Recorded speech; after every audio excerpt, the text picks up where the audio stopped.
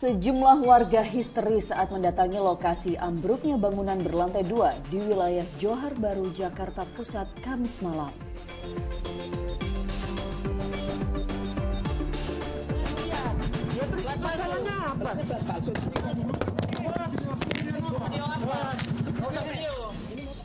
Tak terima dengan perekaman seorang warga jadi korban pemukulan kawanan penagih utang di kawasan Kelapa Gading, Jakarta.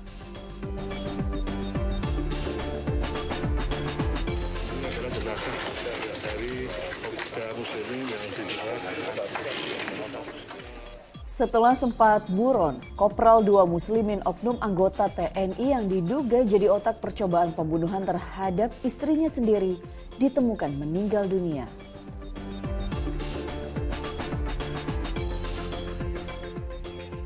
Masuk dalam daftar pencarian orang DPO KPK tersangka kasus dugaan suap pengurusan izin usaha pertambangan di Kabupaten Tanah Bumbu, Kalsel resmi ditahan.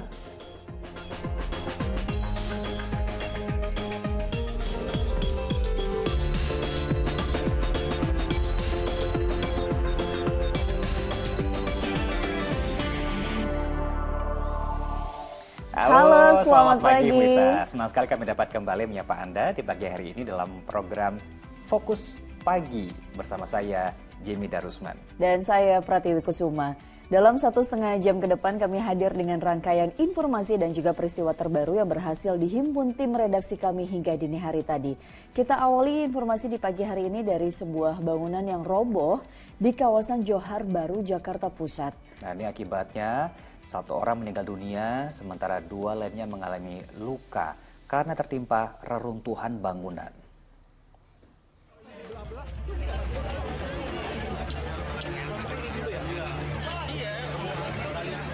Bangunan yang berada di Jalan Rawasawah 2, Galur Johar Baru, Jakarta Pusat ini Kamis sore roboh. Bangunan terdiri dari warung dan sebuah posko itu hancur lulu lantak. Warga yang berada dalam area bangunan diminta menjauh karena khawatir adanya pergerakan yang bisa mengakibatkan reruntuhan bangunan semakin ambruk.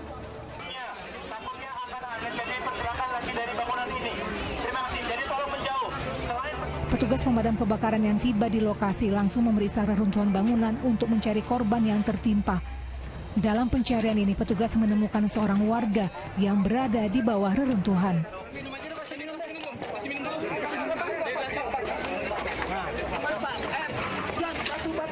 Petugas harus ekstra hati-hati untuk mengevakuasi korban agar tidak lagi tertimpa reruntuhan bangunan. Korban kemudian dibawa ke ambulans dan dilarikan ke rumah sakit untuk mendapatkan pertolongan medis.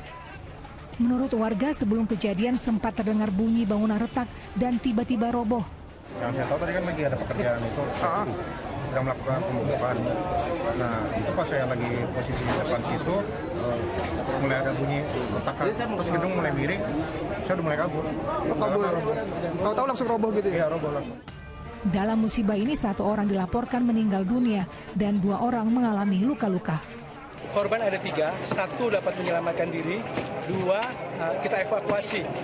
Yang 2 itu 1 kondisinya meninggal dunia, yang 1 masih hidup dan kita bawa ke rumah sakit. Kalau yang meninggal kita langsung bawa ke rumah sakit Cipto Mangunkusumo. Polisi masih menyelidiki penyebab robohnya bangunan tersebut. Don Vito Samarta melaporkan dari Jakarta. Sementara itu hingga Kamis malam, evakuasi bangunan roboh di Johar Baru, Jakarta tersebut masih berlangsung. Sejumlah warga yang mencari keberadaan anggota keluarganya yang hilang histeris saat mendatangi lokasi kejadian.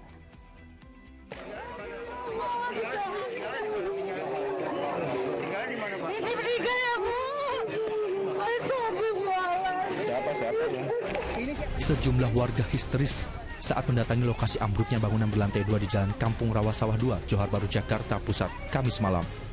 Mereka mencari keberadaan keluarganya yang hilang. Lantaran dinilai membahayakan, petugas yang berada di lokasi kemudian mengarahkan warga untuk menjauhi lokasi. Petugas gabungan damkar bersama tim Basarnas mengevakuasi konstruksi bangunan yang roboh dan juga menyelamatkan sejumlah harta benda, mulai dari surat berharga hingga sepeda motor yang tertimpa reruntuhan bangunan. Sejauh ini, korban bangunan lantai 2 yang difungsikan sebagai warung dan posko tersebut berjumlah 3 orang. polisi masih menyelidiki penyebab robohnya bangunan tersebut. Asal mulanya kita sedang melakukan penyelidikan ya. Sementara kita lagi evakuasi dulu, tadi ada 2 korban yang sedang kita tolong ke rumah sakit. Ini bangunannya rumah, Pak? Belum kami tidak. Nanti kita lakukan penyelidikan dulu.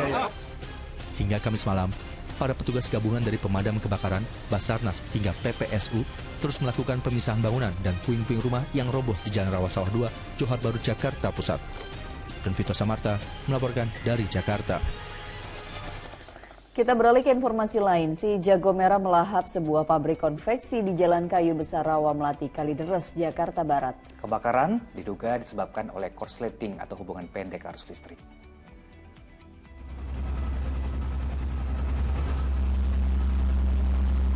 Api membakar pabrik konveksi yang berada di Jalan Kayu Besar Rawa Melati, Kalideres, Jakarta Barat, Kamis malam. Banyaknya bahan yang mudah terbakar membuat api membesar hingga asap membumbung tinggi.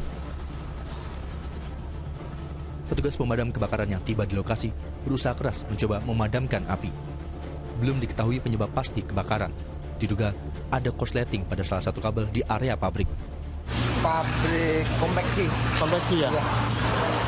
Konveksi apa bang? Produksi apa bang? Kemeja, t-shirt. T-shirt ya? Itu ya berarti ya? Tiba-tiba asap langsung besar atau seperti apa bang? Langsung gede aja. Langsung gede ya? Tadi. Api akhirnya bisa dipadamkan pada Jumat dini hari. Triwibowo melaporkan dari Jakarta. Sementara di Jawa Timur, diduga akibat lupa mematikan kompor, sebuah rumah di Kota Madiun ludes terbakar. Selain rumah, 3 unit sepeda motor juga ikut dilahap api.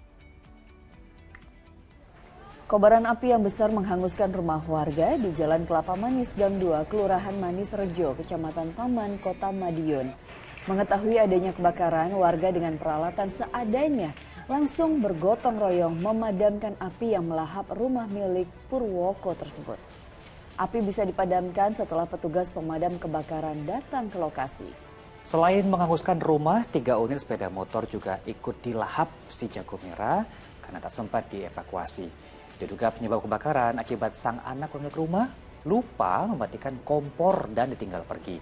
Kasus kebakaran ini ditangani Polsek Taman, Kota Madiun.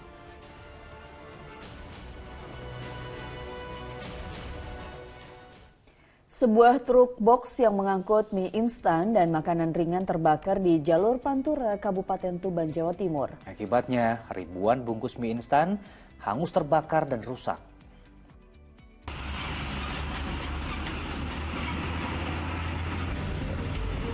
Asap tebal disertai api membumbung dari sebuah truk box gandeng yang terbakar di pinggir Jalan Raya Tuban, Surabaya, Jawa Timur pada Kamis pagi.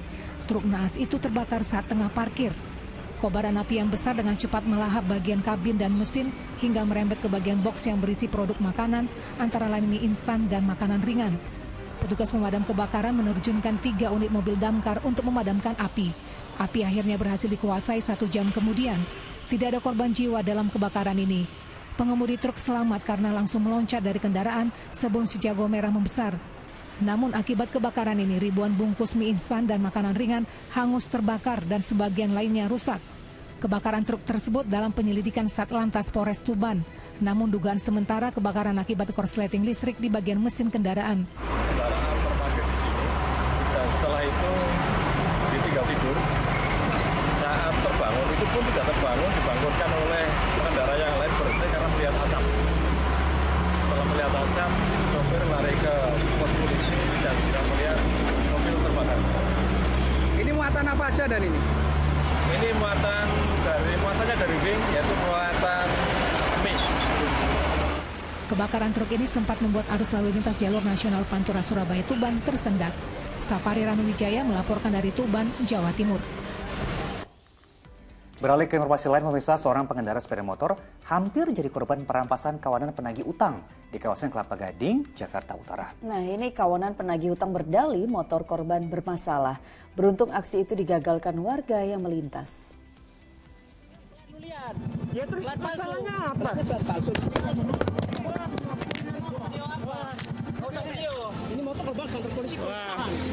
Video amatir ini merekam upaya perampasan sepeda motor yang dilakukan oleh 4 orang penagih hutang di Jalan Kelapa Nias, Kelapa Gading, Jakarta Utara, Rabu sore. Awalnya kawanan penagih hutang itu membuntuti korban dan sempat terjadi cekcok hingga memukul korban karena tak terima direkam. Mereka langsung bilang ini plat saya palsu gitu kan. Terus ini motor saya bermasalah segala macam, makanya diberhentiin. Padahal pas dicek sama mereka pun nggak ada masalah dengan motornya. Sampai cek mesin mereka kan. Apaan nih, main tangan lagi. Beruntung warga yang berada di sekitar lokasi langsung berdatangan dan membuat komplotan itu melarikan diri. Abdul Haris melaporkan dari Jakarta. Sejumlah debt collector atau mata elang menghentikan paksa seorang pengendara motor yang melintas di kawasan Kelapa Gading, Jakarta Utara. Nah, adanya dugaan tindak kekerasan yang dilakukan oleh debt collector tersebut membuat polisi bergerak cepat mengamankan para mata elang yang meresahkan warga tersebut.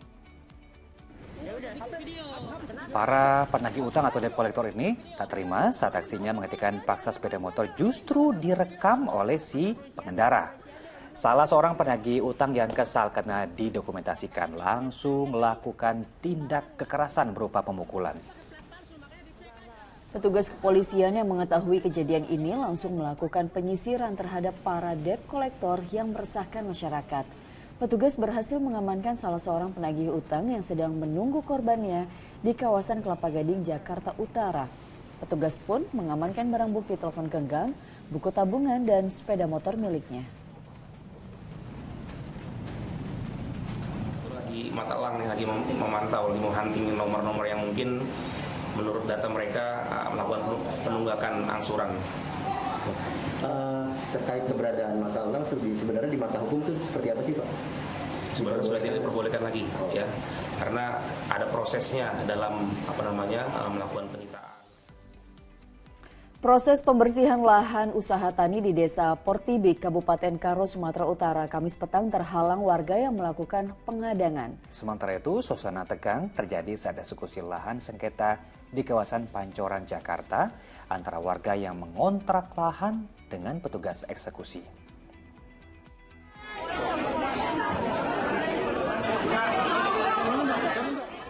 Dalam rekaman video amatir, terjadi saling dorong antara warga yang mengontrak lahan dan petugas eksekusi di Jalan Pengadegan Utara, Pancoran, Jakarta Selatan.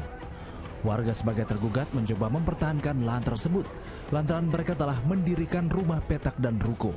Sedikitnya ada 80 kepala keluarga diminta meninggalkan lokasi lahan tersebut.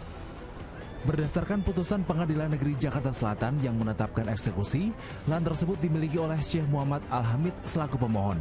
Dan hari ini eksekusi dan alhamdulillah bisa dilaksanakan dengan bagus tanpa ada ekses yang berarti, dan warga yang sebagai pengontrak itu bisa dikondisikan dan dirawat, jadi semua adalah tertek alhamdulillah.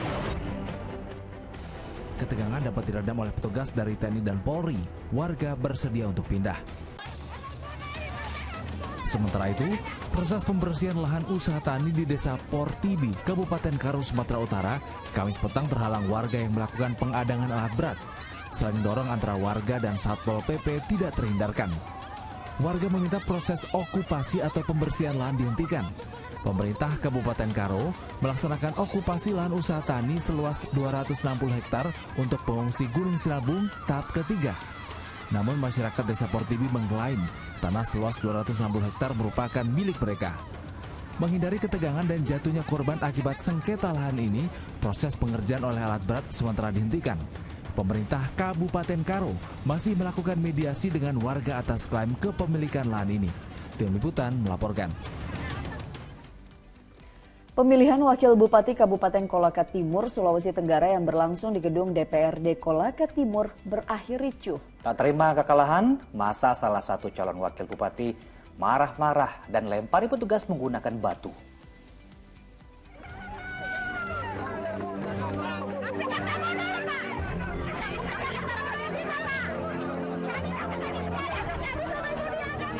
Kericuhan tak terhindarkan terjadi di depan gedung DPRD Kolaka Timur, Sulawesi Tenggara pada Kamis siang. Usai pemilihan Wakil Bupati Kabupaten Kolaka Timur masa jabatan 2021-2026. Masa pendukung salah satu calon wakil Bupati Diana Masih marah setelah mengetahui hasil pemilihan yang dilakukan oleh anggota DPRD dimenangkan oleh Abdul Aziz. Masa yang tidak terima hasil pemilihan kemudian memblokade jalan dengan menebang beberapa pohon di pinggir jalan. Tidak hanya itu, masa juga melempari petugas menggunakan batu, hingga mengakibatkan 2 polisi mengalami luka serius dan harus dilarikan ke rumah sakit. Masa yang semakin anarkis membuat petugas bertindak tegas. Beberapa masa yang dianggap sebagai provokator dan pelaku pelemparan langsung ditangkap polisi. Pada saat sudah selesai kegiatan, kita menghimbau ke masyarakat untuk membubarkan diri, sambil meminta mereka untuk kembali ke rumah. Ternyata ada beberapa insiden, yaitu pelemparan batu ke petugas ke anggota. Pemilihan Wakil Bupati Kolaka Timur ini berlangsung sangat tertutup dan dijaga ketat oleh puluhan petugas kepolisian. Dari 2 calon Wakil Bupati Kolaka Timur, Abdul Aziz memperoleh 13 suara, sedangkan Diana Masih 11 suara. Alga Salim Mahfud melaporkan dari Kolaka Timur, Sulawesi Tenggara. Di informasi lainnya pemirsa, meski telah menerima permohonan perlindungan sejak tanggal 13 dan 14 Juli lalu, hingga kini Lembaga Perlindungan Saksi dan Korban LPSK belum melindungi Baradae dan istri Irjen Pol Verdi Sambo. LPSK masih melakukan proses investigasi dan tidak menutup kemungkinan dapat menolak permohonan perlindungan jika kedua pemohon tak kooperatif. Lembaga Perlindungan Saksi dan Korban hingga saat ini masih melakukan proses investigasi atas permohonan perlindungan yang diajukan oleh Baradae dan istri Irjen Pol Verdi Sambo. Sebelumnya Irjen Pol Verdi Sambo juga meminta LPSK untuk memberikan layanan perlindungan untuk keduanya. Hingga saat ini keduanya belum memenuhi panggilan atau belum datang ke LPSK lantaran tengah mengikuti proses pemeriksaan Komnas HAM maupun pihak lainnya. Sampai sekarang ya LPSK masih menunggu.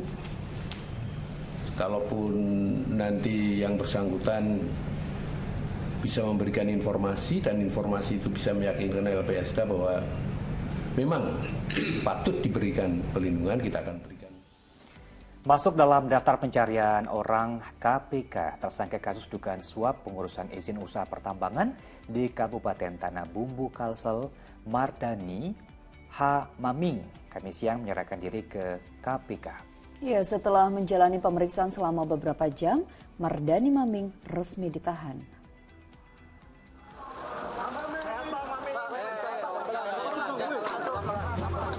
Mantan Bupati Tanah Bumbu Mardani Hamami mendatangi gedung Komisi Pemberantasan Korupsi KPK Kamis sekitar pukul 2 siang didampingi sejumlah kuasa hukumnya. Kedatangannya langsung disambut awak media. Tapi Mardani hanya terdiam saat ditanya perihal kesiapannya bila ditahan.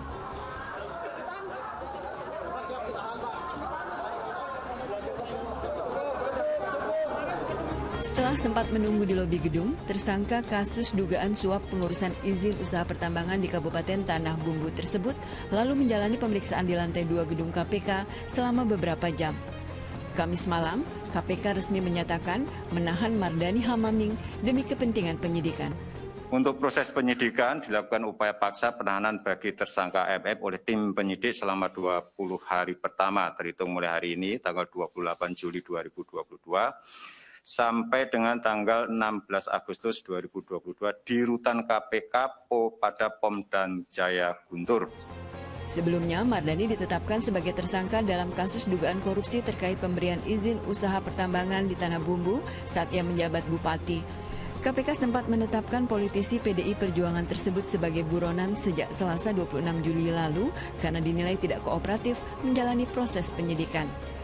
Bendahara nonaktif PBNU tersebut tidak memenuhi 2 panggilan penyidik pada 14 dan 21 Juli lalu, serta tidak ditemui di kediamannya saat KPK menjemput paksa pada 25 Juli lalu. Tim Liputan Indosiar melaporkan dari Jakarta. Penyidik Polda Metro Jaya kembali memeriksa Roy Suryo sebagai tersangka unggahan meme stupa Candi Borobudur. Sebelumnya pemeriksaan terhadap Roy Suryo dihentikan karena yang bersangkutan mengeluh sakit.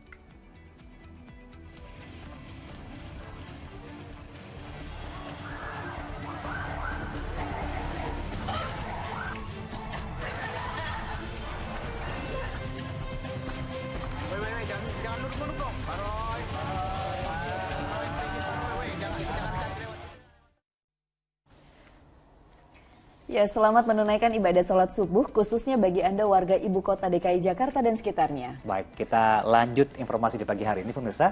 Penyidik Polda Metro Jaya kembali memeriksa mantan Menteri Pemuda dan Olahraga Roy Suryo sebagai tersangka unggahan meme atau meme stupa Candi Borobudur. Sebelumnya, pemeriksaan terhadap Roy Suryo dihentikan karena yang bersangkutan mengeluh sakit. Menurut Kabid Humas Polda Metro Jaya, Komisaris Besar Endra Zulpan, Roy Suryo diperiksa penyidik Subdit Cyber mulai pukul 1 Kamis siang kemarin.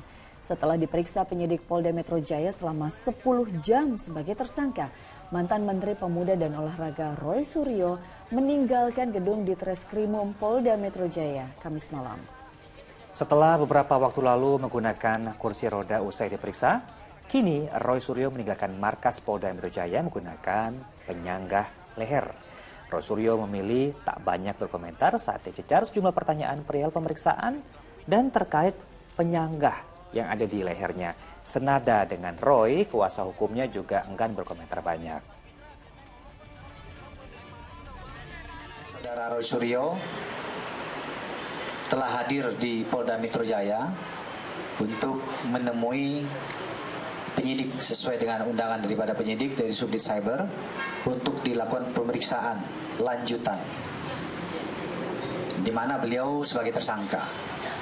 Pemeriksaan lanjutan ini dilakukan karena pemeriksaan terakhir yang dilakukan yang bersangkutan mengeluhkan adanya gangguan kesehatan.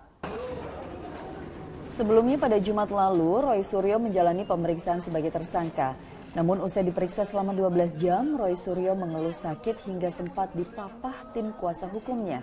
Mantan Menpora itu diperiksa sebagai tersangka kasus unggahan meme stupa Candi Borobudur yang diedit mirip wajah Presiden Joko Widodo. Roy Suryo dilaporkan oleh perwakilan umat Buddha yang bernama Kurniawan Santoso ke Polda Metro Jaya terkait dugaan penistaan agama Buddha.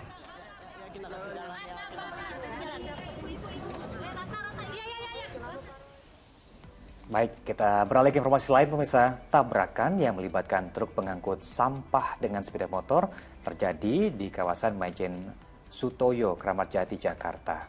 Akibatnya sepeda motor ringsek tergilas roda depan truk, sementara kedua pengendara motor dilarikan ke rumah sakit.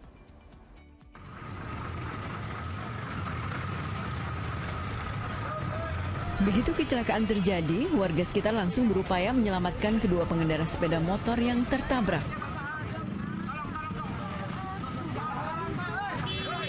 Terluka cukup parah, keduanya dievakuasi ke Rumah Sakit Polri Kramat Jati, Jakarta Timur.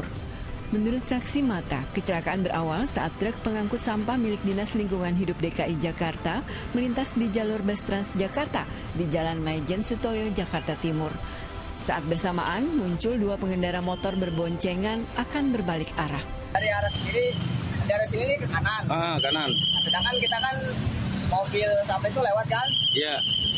Nah terus posisi motor nggak lihat ada mobil. Petugas kepolisian yang tiba di lokasi langsung mengatur arus lalu lintas yang semrawut pasca kecelakaan. Hingga Kamis malam, kedua pengendara motor masih menjalani perawatan di rumah sakit. Muhammad Subadri Arifki melaporkan dari Jakarta. Sebuah truk kontainer terlibat kecelakaan tunggal akibat menghindari mobil pickup yang berputar arah secara tiba-tiba di Bekasi, Jawa Barat. Kejadian itu membuat bagian depan truk rusak parah dan menyebabkan kemacetan hingga 2 km.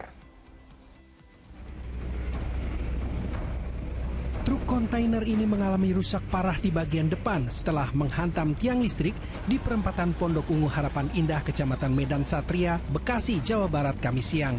Petugas Laka Lantas Polsek Medan Satria langsung melakukan evakuasi badan truk yang ringsek.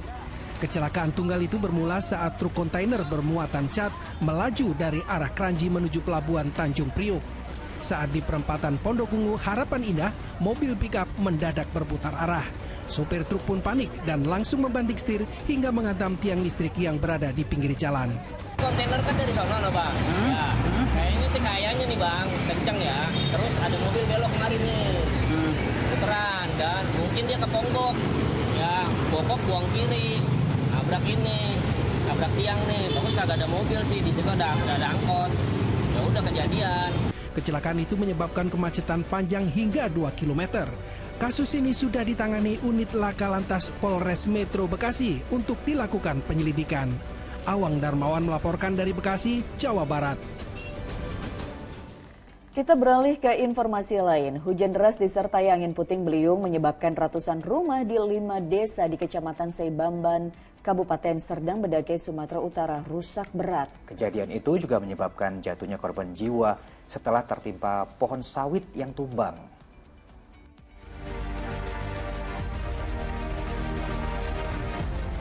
Atap sejumlah rumah warga di Kecamatan Seibamban, Kabupaten Serdang Bedagai, Sumatera Utara rusak setelah disapu angin puting beliung dan hujan deras. Warga panik mengetahui angin puting beliung tiba-tiba menerjang permukiman di 5 desa tersebut.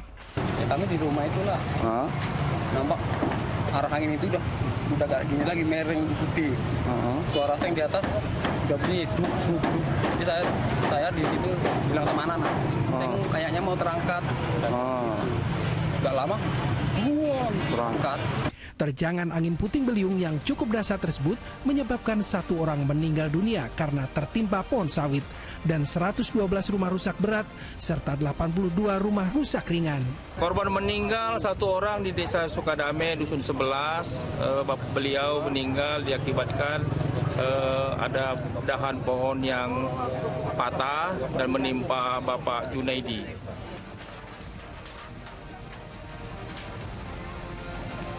Warga bergotong royong memperbaiki rumah mereka yang rusak dengan peralatan seadanya. Muhammad Hamdani melaporkan dari Serdang Bedagai, Sumatera Utara. Hujan deras dan angin kencang yang mengakibatkan ratusan rumah di 5 desa di Seibamban, Serdang Bedagai, porak-poranda. Seorang warga tewas tertimpa pohon yang tumbang. Isak tangis keluarga dan kerabat mewarnai rumah korban Junaidi, warga desa Sukadamai, Kecamatan Seibamban, Kabupaten Serdang Bedagai. Korban meninggal dunia akibat tertimpa pohon kelapa sawit yang tumbang saat angin kencang melanda pada Rabu malam lalu. Jenazah korban dimakamkan di area pemakaman Kecamatan Seibamban. Selain menelan korban jiwa, sedikitnya 200 rumah di 5 desa di Kecamatan Seibamban mengalami kerusakan ringan maupun berat akibat diterjang angin kencang. Pemerintah Kabupaten Serdang Bedagai telah membangun posko pengungsian dan dapur umum bagi para korban bencana.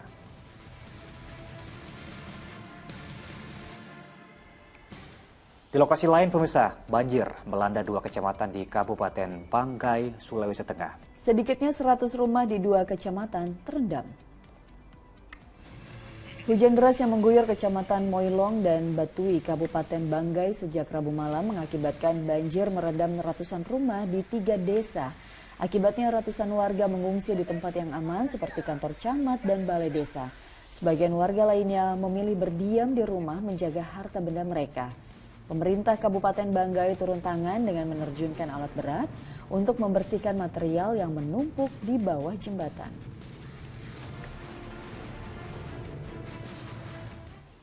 Sempat hilang usai hanyut terbawa arus sungai, jasad seorang pemuda ditemukan di aliran kanal Banjir Barat, Jakarta Pusat. Tubuh korban ditemukan tim SAR gabungan sekitar 600 meter dari lokasi awal ia hanyut. Dengan menggunakan perahu karet, tim SAR gabungan mengevakuasi mayat pria 22 tahun yang mengambang di aliran kanal Banjir Barat, kawasan Gambir, Jakarta Pusat. Setelah berhasil diangkat ke permukaan, jenazah pemuda berinisial MA itu dibawa ke Rumah Sakit Cipto Mangunkusumo, Jakarta Pusat untuk diotopsi. Korban ditemukan setelah hilang 26 jam akibat terbawa arus sungai. Jasadnya ditemukan tim SAR 600 meter dari lokasi awal ia hilang dan tenggelam. Berhasil ditemukan oleh tim SAR gabungan dengan radius kurang lebih 600 meter dari lokasi kejadian dalam kondisi meninggal dunia. Tepatnya kurang lebih di jembatan Season City. Dan korban langsung dievakuasi ke RSCM. Hingga kini, polisi masih menyelidiki motif pria pengangguran itu yang dengan sengaja menceburkan diri ke sungai hingga akhirnya ditemukan tewas. Tim Liputan melaporkan. Pemirsa, sejumlah informasi penting dan menarik lain masih akan hadir usai jeda pariwara. Di antaranya setelah sempat buron, Kopral 2 Muslimin Oknum 2 TNI yang diduga jadi otak percobaan pembunuhan terhadap istrinya sendiri ditemukan meninggal dunia. Kami hadir usai jeda.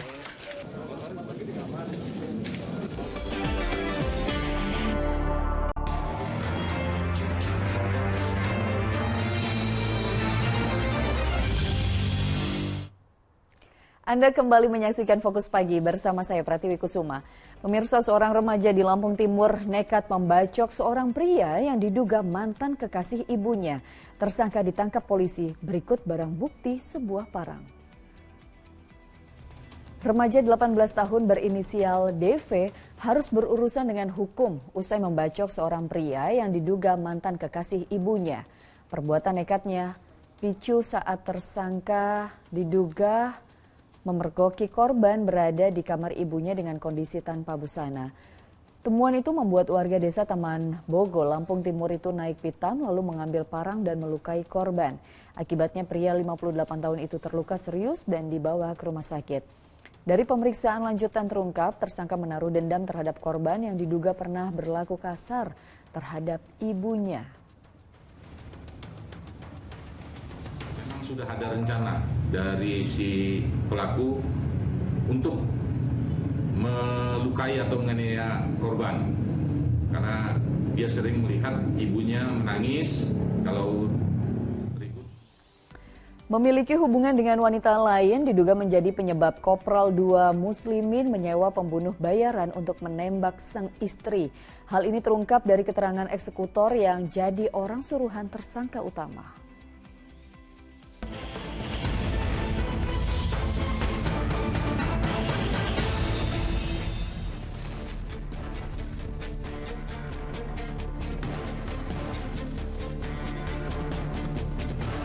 Tak ada angin, tak ada hujan, istri anggota TNI yang baru tiba di depan rumahnya bersama sang anak di Jalan Cemara, Semarang dihampiri dua pria berboncengan motor dan membawa senjata api.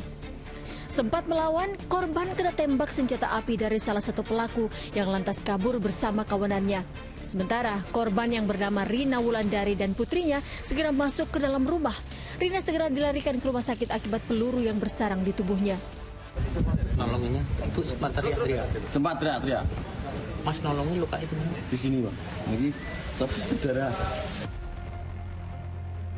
Hasil analisis rekaman CCTV di sekitar lokasi kejadian, ternyata pelaku berjumlah 4 orang. Sebelum peristiwa penembakan, keempatnya sempat melakukan pemantauan. Polisi pun mengambil kesimpulan bahwa penembakan terhadap korban yang semula diduga dilakukan oleh pelaku begal nampaknya telah direncanakan. Penembakan pertama itu terjadi searah dengan jalannya korban setelah menjemput putrinya dari sekolah. Kemudian setelah mengetahui korban masih berdiri, pelaku itu balik lagi ke arah korban dan melakukan penembakan yang kedua.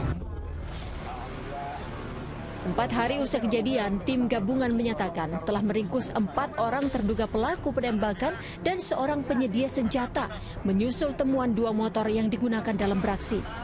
Eksekutor penembakan diringkus di wilayah Sayung, Demak bersama senjata api berikut 4 butir peluru yang diduga digunakannya saat beraksi. Satu persatu, misteri penembakan diungkap tim gabungan kepolisian dan Kodam Diponegoro. Hasilnya pun mengejutkan publik. Ternyata aktor intelektual di balik penembakan wanita berusia 34 tahun itu tak lain adalah sang suami tercinta. Anggota TNI Kopral 2 bernama Muslimin itu kini tak diketahui keberadaannya. Diketahui saat peristiwa penembakan, ia berada di lantai 2 rumah dan sempat membawa sang istri ke rumah sakit usai penembakan terjadi. Nah, berarti yang masih at large, yang masih hilang adalah mastermind-nya ini, yaitu suami korban sendiri. Karena dari semua keterangan saksi menunjuk ke suami korban, Kopral 2M. Jadi ini yang kita terus kejar. Di sisi lain, kondisi korban masih mendapatkan perawatan medis secara intensif. Ia dirujuk ke Rumah Sakit Umum Pusat Dr. Karyadi Semarang. Ada dugaan penembakan yang didalangi tersangka bermotif asmara. sang kopral itu ternyata tengah menjalin kasih dengan wanita lain. Terungkap pula rencana pembunuhan sudah lama hendak dilaksanakan, dari mulai racun hingga melibatkan ilmu hitam. Namun akhirnya jalan penembakan dengan orang suruhan yang ditempuh sang suami. Suami korban membayar jasa 4 pelaku sebesar 120 juta rupiah. Tim Liputan melaporkan. Ya, setelah sempat buron, Kopral 2 Muslimin oknum anggota TNI yang diduga jadi otak percobaan pembunuhan terhadap istrinya sendiri meninggal dunia. Dari hasil autopsi rumah sakit, Muslimin tewas diduga akibat keracunan. Pelarian Kopda Muslimin, terduga otak penembakan anggota Persit Kartika Chandra Kirana di Semarang yang juga istrinya berakhir sudah. Oknum prajurit TNI itu tewas di rumah orang tuanya pada Kamis pagi atau 3 hari setelah dinyatakan buron. Sebelumnya, tersangka mendatangi rumah orang tuanya untuk meminta maaf. Ia lalu sempat terlihat muntah-muntah dan tidur di rumah tersebut. Tak berapa lama, pihak keluarga menemukan Muslimin telah meninggal dunia di atas tempat tidur. Peristiwa itu dilaporkan pihak keluarga ke Kodim Kendal. Dugaan Kopda Muslimin tewas akibat menenggak racun pun menyeruak. Guna memastikannya, jasad Kopda Muslimin dibawa ke Rumah Sakit Bayangkara Semarang untuk diautopsi. Kita melakukan olah TKP untuk memastikan meninggalnya korban yang nanti secara yuridis formal akan kita lakukan autopsi atas persetujuan keluarga. Hasil otopsi tim forensik RS Bayangkara menyimpulkan kematian Kopda Muslimin akibat keracunan. Namun butuh waktu dan pemeriksaan penunjang guna mengetahui jenis racun apa yang menyebabkannya tewas. Dari pemeriksaan dalam didapat tanda mati lemas yang diduga oleh karena penyakit pada otak atau keracunan. Dibutuhkan pemeriksaan penunjang yaitu patologi anatomi. Jadi tidak bisa sekarang, jadi membutuhkan pemeriksaan penunjang patologi anatomi yang memakan waktu berapa kira-kira 2-4 minggu. Usai proses autopsi, jenazah Kopda Muslimin dibawa ke TPU Trompo di Kabupaten Kendal untuk dimakamkan tanpa upacara militer. Sebelumnya, Kopda Muslimin ditetapkan sebagai buronan karena diduga jadi otak penembakan terhadap istrinya di kawasan Jalan Cemara, Semarang 18 Juli lalu. Perkara ini terkuak setelah polisi menangkap 4 eksekutor penembakan yang diduga orang suruhan Kopda Muslimin. Tim Liputan melaporkan. Nah, sementara itu Rina Wulandari, istri Kopda Muslimin, masih terbaring di bangsal perawatan Rumah Sakit Dr. Karyadi Semarang. Rumah Rina yang sekaligus menjadi lokasi penembakan di Banyumanik, Semarang terpantau sepi lantaran jenazah Kopda Muslimin langsung dibawa ke Kendal untuk dimakamkan. Hingga hari Kamis, korban masih menjalani perawatan di Rumah Sakit Dr. Karyadi Semarang. Meski kondisinya berangsur membaik pasca menjalani tindakan medis lanjutan untuk mengangkat proyektil yang bersarang di tubuhnya. Sementara itu, rumah duka yang sekaligus jadi lokasi insiden penembakan di Jalan Cemara Banyumanik, Semarang terpantau sepi sepanjang Kamis kemarin. Pagar rumah korban terlihat tertutup dan dijaga oleh sejumlah personel TNI. Sementara usai diautopsi, jenazah Kopda Muslimin langsung dibawa ke Kendal untuk dimakamkan.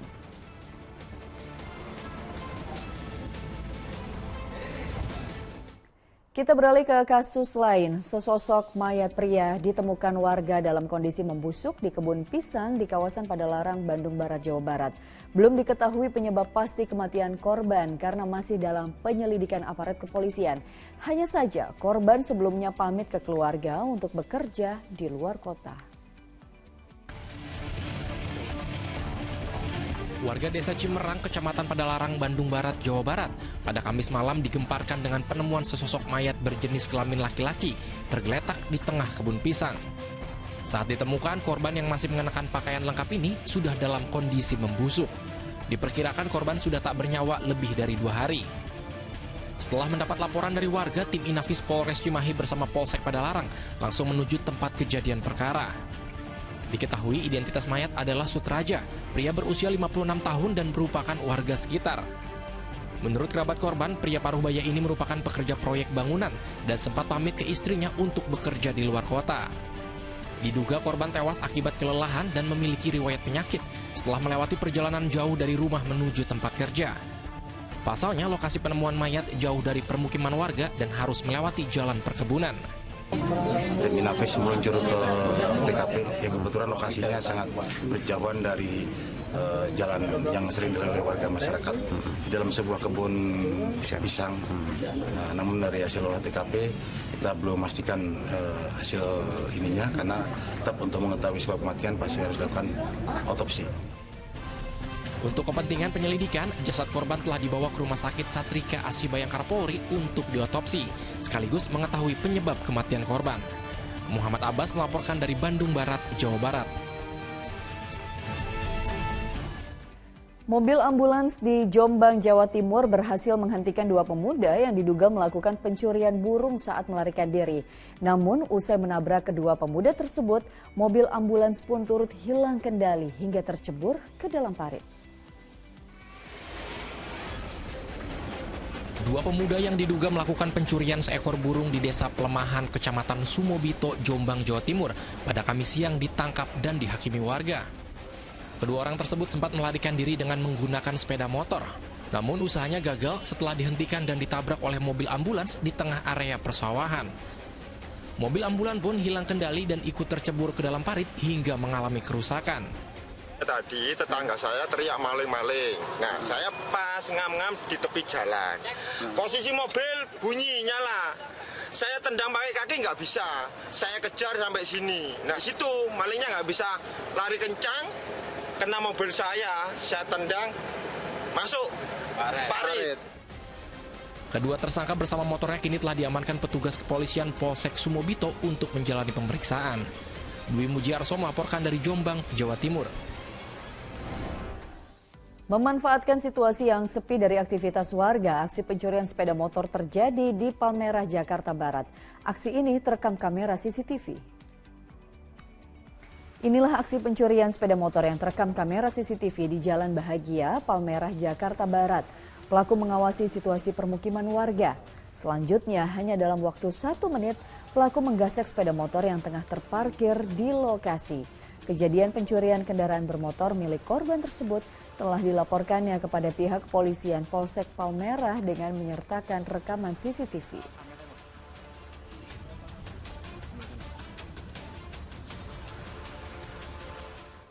Sebuah video tentang kakek dipaksa mengemis oleh cucu perempuannya yang masih berusia kanak-kanak beredar di media sosial. Fokus Pagi segera kembali bersama Jamie Darusman.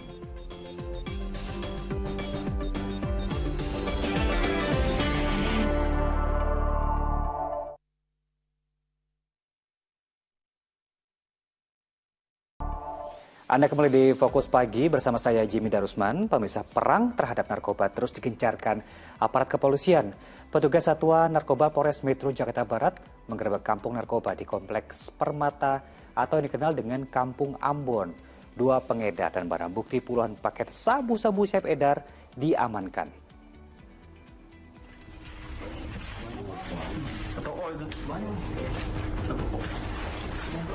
Polisi menggeledah rumah kontrakan di Komplek Permata atau yang dikenal dengan sebutan Kampung Ambon di Cengkareng, Jakarta Barat, Kamis sore. Hasilnya, 2 pelaku yang diduga sebagai pengedar ditangkap. Polisi juga menyita puluhan paket sabu-sabu siap edar, 2 alat timbangan digital, uang tunai sebesar 33 juta rupiah, dan 5 ponsel untuk transaksi narkoba. Pada saat melaksanakan pemantauan situasi di sini, tim kami menemukan 2 orang yang akhirnya kami jadikan tersangka karena membawa barang bukti di sini. Kebetulan di rumah ini kami geledah, ditemukan barang bukti kurang lebih hampir 80 gram narkotika jenis sabu. Lantaran kerap dijadikan sarang transaksi narkoba, rumah kontrakan ini pun dipasang garis polisi. Polisi masih memburu pemasok dan bandar besar di balik peredaran narkotika di Kampung Ambon. Jayadi melaporkan dari Jakarta. Di informasi lainnya, pemirsa, sebuah video tentang kakek yang dipaksa mengemis oleh cucu perempuannya yang masih berusia anak-anak viral di media sosial. Nah, pihak Dinsos beserta aparat desa akan menitipkan sang kakek ke panti khusus lansia, sementara cucunya akan disekolahkan ke pesantren.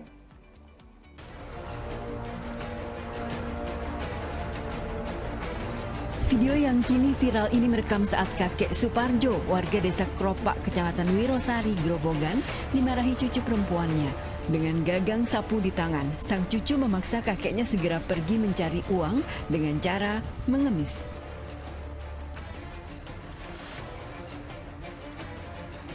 Ironisnya, adegan seperti ini nyaris setiap hari terjadi. Sang kakek harus memenuhi kebutuhan hidup cucunya yang ditinggal kedua orang tua.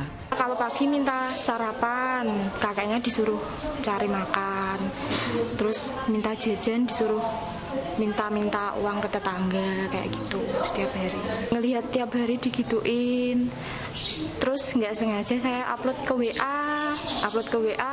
Mungkin teman-teman saya kan pada ngambil lalu dipost di TikTok. Selama ini warga sekitar kerap memberi bantuan kepada kakek dan cucu tersebut, mulai dari kebutuhan listrik hingga makanan.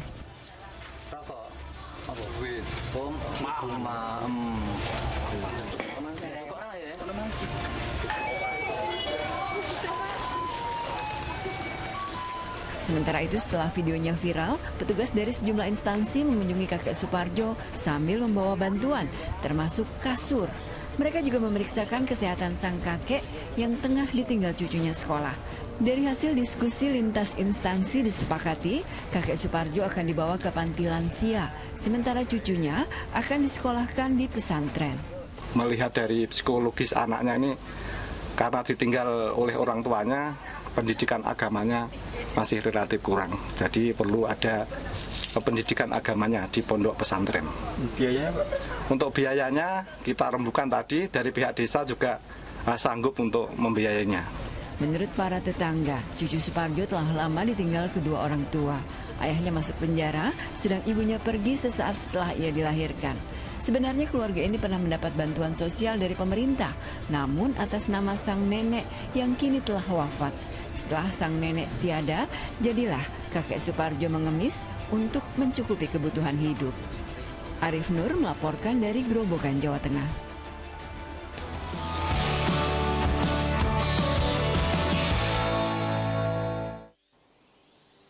Harga daging ayam potong di Pasar Tanjung Anyar, Mojokerto terus mengalami peningkatan.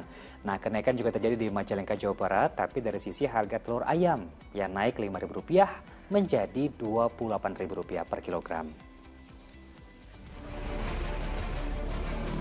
Harga telur ayam di sejumlah pasar di Majalengka, Jawa Barat masih terbilang mahal. Di tingkat agen, harga telur ayam saat ini di kisaran Rp28.000 per kilogram, dari harga normal Rp23.000 per kilogram. Tak hanya dikeluhkan oleh pembeli, mahalnya harga telur ini juga dikeluhkan pedagang, karena penjualannya berkurang hingga 50%. Kan biasa-biasanya kalau harga murah kan lebih cepat juga. Lebih cepat. Ya. Emang kalau harga naik kan, sekarang harganya lagi di atas 28 kan. Iya. Nah, kalau 28 tuh kadang orang-orang nawar lagi gitu. Nawar lagi. Mereka kan ibu rumah tangga yang keberatan harga 28 tuh. Tak hanya telur, harga komoditas daging sapi juga mahal. Daging sapi saat ini dijual seharga Rp140.000 per kilogram, naik Rp20.000 dari sebelumnya. Kondisi mahalnya daging sapi ini sudah terjadi sejak momen Idul Adha. Sementara itu, harga daging ayam potong di Pasar Tanjung Anyar, Mojokerto, Jawa Timur terus mengalami kenaikan. Kondisi ini berdampak ke pedagang yang kesulitan menjual dagangannya hingga alami penurunan omset. Harga daging ayam potong kini naik Rp38.000 per kilogram, dari harga normal sebelumnya Rp30.000. Diperkirakan harga daging ayam ini akan terus mengalami kenaikan jika harga pakan di tingkat peternak tak segera turun. Tim Liputan melaporkan. Berbeda dengan di wilayah Sleman, Yogyakarta, di mana harga telur dan ayam ini cenderung turun. Kenaikan ini terjadi pada komoditi sayur mayur. Harga kebutuhan pokok di Pasar Sleman, Yogyakarta dalam beberapa hari terakhir terbilang stabil, seperti gandum, kol, tomat, dan daging ayam. Sebagian harga sayuran seperti cabai kembali naik. Namun harga telur cenderung turun usai pada perayaan Idul Adha lalu. Sayuran jenis kol kini harganya stabil Rp8.000 per kilogram. Sementara untuk tomat, harganya naik dari yang sebelumnya Rp3.000 kini jadi Rp5.000 per kilogram. Untuk cabai merah keriting ini mengalami kenaikan dari Rp65.000 per kilo menjadi Rp70.000 per kilogram.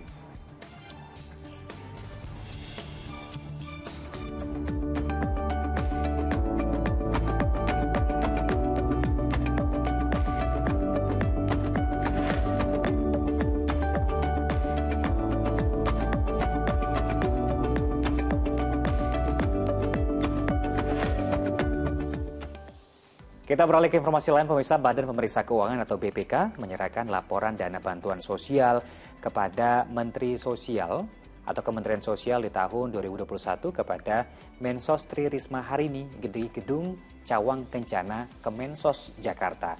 Dalam laporan itu ada 2,5% bantuan sosial yang disalurkan diduga tidak tepat sasaran.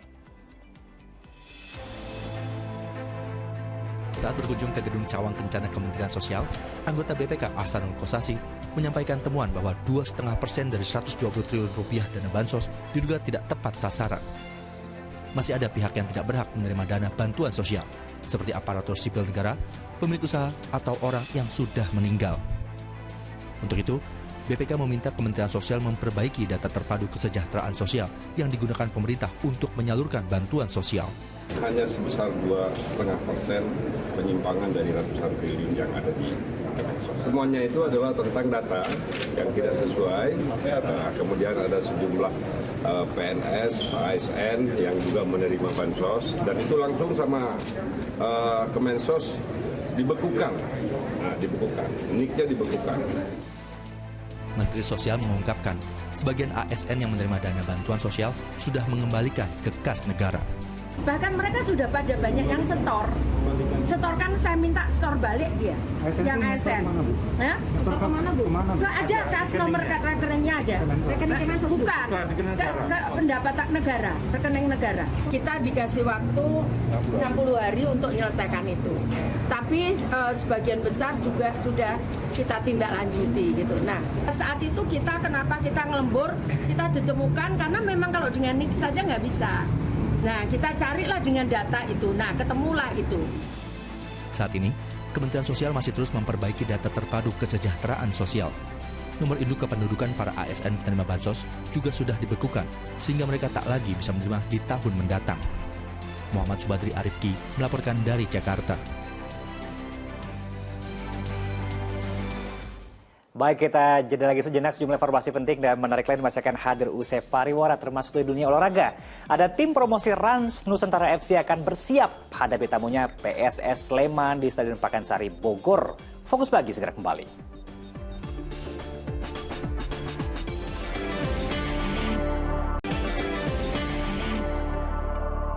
Ada kembali di Fokus Pagi bersama saya Jimmy Darusman. Dan saya Pratiwi Kusuma. Kita lanjutkan informasi di pagi hari ini. Melanjutkan rangkaian kunjungannya ke 3 negara di Asia Timur, Presiden Joko Widodo dan rombongan tiba di Seoul, Korea Selatan Rabu malam waktu setempat. Dalam kunjungan ke negeri gingseng itu, Presiden juga berkesempatan bertemu dengan para pemimpin perusahaan guna membahas berbagai peluang investasi di tanah air.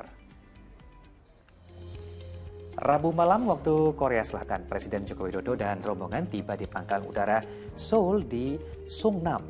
Presiden dan Ibu Negara disambut antara lain oleh Wakil Menteri Luar Negeri Korea Selatan, Cho Yudong, dan juga Duta Besar Indonesia untuk Korea Selatan, Gandhi Sulistianto. Serta ada juga Dubes Korea Selatan untuk Indonesia, Park Tae-sung.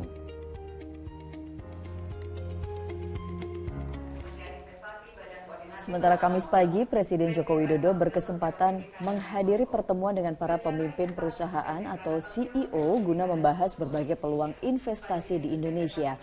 Pada kesempatan itu, Presiden menyatakan bahwa pemerintah Indonesia terus memperbaiki iklim investasi dengan menyederhanakan dan mempermudah berbagai regulasi terkait investasi. Saat ini Korea Selatan menempati urutan ke-6 investor terbesar di Indonesia dengan tren investasi yang terus berkembang. Masalah-masalah regulasi semuanya sudah kita sederhanakan dan kita permudah. Dengan Undang-Undang Cipta Kerja, dengan Undang-Undang Omnibus Law yang telah kita lakukan, ini adalah sebuah reformasi struktural yang dilakukan Indonesia dalam rangka memberikan peluang investasi yang sebesar-besarnya. Jemaah haji asal Jawa Timur yang terkonfirmasi positif COVID-19 terus bertambah. Ya, sebanyak 33 jemaah haji di Embarkasi Surabaya dilaporkan terkonfirmasi positif COVID-19 saat tiba di tanah air. Ketiga jemaah haji yang terpapar COVID-19 merupakan jemaah haji kloter 17 di Embarkasi Surabaya yang telah kembali usai melaksanakan ibadah haji di Tanah Suci. Jemaah haji bergejala ringan akan dipulangkan ke daerah asal untuk jalani isoman isolasi mandiri. Dan hingga Kamis siang, proses pemeriksaan COVID untuk kloter 17 masih terus dilakukan petugas kesehatan. PPIH di Embarkasi Surabaya telah menyiapkan 2 rumah sakit, yaitu Rumah Sakit Haji dan Rumah Sakit Dr. Sutomo untuk jemaah haji positif dengan gejala berat.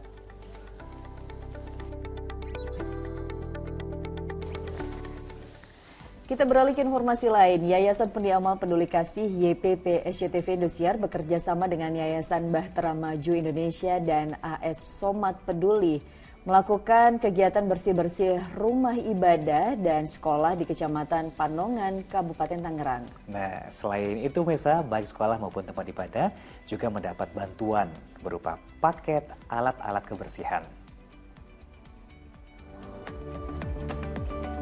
Bekerjasama dengan Yayasan Bahtera Maju Indonesia dan Somat Peduli, Yayasan Pundi Amal Peduli Kasih YPP SCTV Indosiar membersihkan sejumlah sekolah di Kabupaten Tangerang, Banten. Salah satu yang dibersihkan adalah gedung sekolah di bawah naungan Yayasan Madaniyah Darussalam. Sejumlah warga sekitar dilibatkan untuk membersihkan lantai, jendela kelas, hingga kamar mandi sekolah. Selain membersihkan gedung sekolah, pemirsa Indosiar juga memberi bantuan berupa peralatan untuk menunjang kegiatan belajar mengajar. Alhamdulillah untuk kegiatan ini kami sangat mengucapkan terima kasih yang sebanyak-banyaknya karena pada hari ini anak-anak begitu antusias mengikuti ataupun melihat kegiatan yang dilaksanakan oleh pihak-pihak tersebut. Tidak hanya di gedung sekolah, kegiatan bersih-bersih juga dilakukan Masjid Jami At-Taqwa Tangerang. Sudah membantu membersih-bersihkan masjid kami di Masjid Jami At-Taqwa Kampung Sawangan.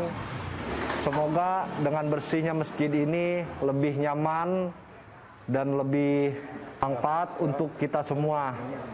Terima kasih.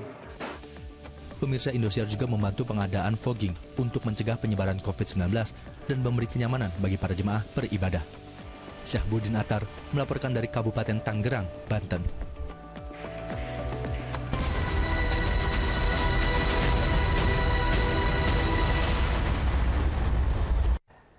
Baik, soccer lover dari ajang BRI Liga 1, tim promosi Rans Nusantara FC akan bersiap hadapi tamunya PSS Sleman di Stadion Pakansari Bogor. Nah, sementara juara bertahan Bali United akan menghadapi tuan rumah PSM Makassar.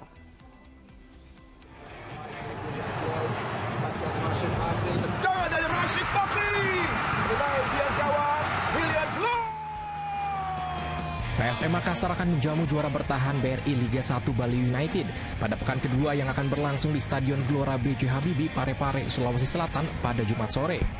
Kedua tim sama-sama tampil impresif di laga perdana. Juku Eja berhasil mengalahkan PSS Sleman 2-1, sementara Serdadu Tridatu sukses menumbangkan Persija Jakarta di kandang 1-0. Pada musim lalu, PSM tampil lebih superior. Dua pertemuan dengan Bali United, Will John Pluim dan kawan-kawan berhasil catatkan 1 kemenangan dan sekali imbang. Sementara di kubu seberang, Bali United untuk kali pertama membawa 23 pemainnya dalam laga tandang. Jumlah ini tergolong cukup banyak, karena biasanya Serdadu Tridatu hanya membawa 20 pemain. Ya, antara pemain terbaik di Liga, kalau terbaik di Liga, dia pasti respect sama pun, tapi dia juga respect sama pemain lain. Kita tidak boleh fokus sama cuma satu pemain, harus fokus sama semua tim dari PSM. Pertandingan tak kalah sengit juga akan tersaji dalam duel Rans Nusantara FC kontra PSS Sleman. Laga ini akan berlangsung di Stadion Pakansari Cibinong, Bogor pada Jumat malam. Sebagai tim promosi yang baru pertama kali tampil di kasta tertinggi, penampilan Rans terbilang cukup apik. Skuad asuhan Rahmat Darmawan mampu menahan imbang tim bertabur bintang PSIS Semarang di laga perdana. Sedangkan Elang Jawa meski bermain dengan status tandang, tapi diprediksi tetap akan tampil dengan dukungan ribuan supporternya yang akan berangkat dari Sleman. Kondisi ini jelas akan menambah motivasi dan semangat para pemain PSS untuk bisa mencuri poin penuh. Pasalnya sang lawan Rans Nusantara hingga kini masih belum memiliki basis supporter yang cukup besar. Tim Liputan melaporkan.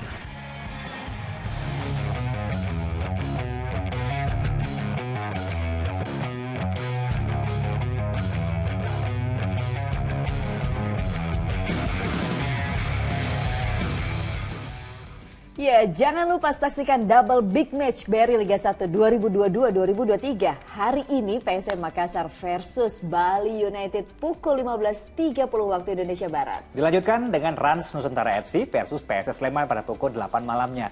Live eksklusif di Indosiar dan video. Iya, kita beralih ke informasi lain. Untuk membangkitkan kembali sektor pariwisata yang sempat terpuruk akibat COVID-19, pemerintah daerah Kabupaten Agam, Sumatera Barat menggelar Festival Danau Maninjau. Kegiatan tersebut menyuguhkan berbagai kegiatan budaya, seni, hiburan, sejarah, hingga olahraga.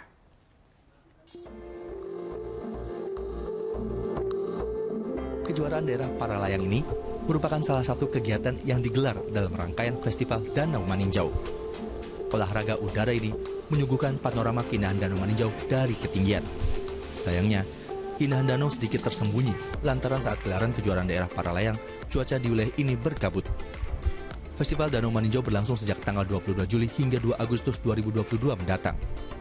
Acara yang dipusatkan di kawasan Linggai Park Nagari Koto 2, Kecamatan Tanjung Raya ini menyuguhkan berbagai kegiatan seni budaya seperti parade jamba, penampilan tari, hingga fashion show pakaian adat. Ada juga nampak kilas jejak Buya Hamka, pameran kerajinan, dan UMKM serta aneka kuliner khas Maninjau. Bagi yang ingin berwisata keliling danau, tersedia perahu bot yang bisa mengantar pengunjung. Hanya saja, kawasan Danau Maninjau sejak tahun 2000-an sudah beralih fungsi dari pariwisata ke sektor ekonomi masyarakat. Banyaknya keramba jaring apung yang memenuhi sekitar danau membuat wisatawan menjadi kurang nyaman. Mau sayang ya, terus sayangnya terlalu banyak keramba di sini. Kalau nggak ada keramba enak langsung. Ya, jadi harus muter kita tadi di sana. Yang di jauh sana agak ada gelombang dikit ya. Nah, kalau misalnya tidak ada keramba ini bisa langsung. Pemda Agam bertekad akan mengembalikan kejayaan pariwisata Danau Maninjau dengan melakukan revitalisasi dan pembenahan keramba jaring apung. Kita melihat Linggai, baru kita masuk tadi aja banyak keramba di pinggir-pinggir ini. Tentu keramba di sini, kalau banyak keramba tentu orang nggak mau berwisata ke sini gitu kan. Jadi mungkin keramba itu harus kita pindahkan, kita revitalisasi, kita tempatkan di suatu tempat yang tidak mengganggu wisata kita. Danau Maninjau merupakan danau vulkanik yang dahulu menjadi daya tarik utama bagi wisatawan asing menghabiskan waktu berlibur di Sumatera Barat.